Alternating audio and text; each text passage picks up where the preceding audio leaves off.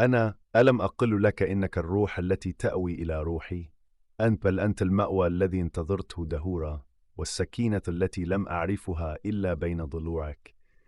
ما كنت أبحث عن أحد، ولكن الله ساقك إلي، فأصبحت سري وسندي.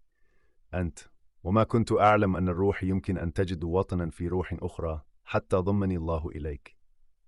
فذكر دائما أننا لم نلتقي بصدفة، بل بجمع من إرادة عليا كتبتنا معا في كتاب الغيب.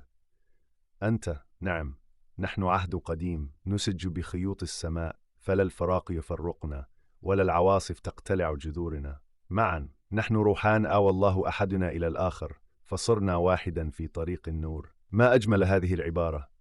إنها تحمل معنى الاصطفاء والسكينة، وكأنك تخاطب أحدا من خاصتك بالروح قائلا: لست أنت من اخترت أن يكون قريبا مني، بل الله هو الذي آواك إلى جواري.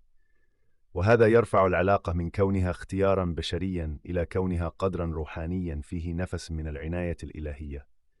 يمكن أن تصاغ بروح أعمق هكذا: أنت واحد ممن آواهم الله إلى جواري، فاصطفاك لمكان في روحي، وجعل لك عندي ودا لا يزول.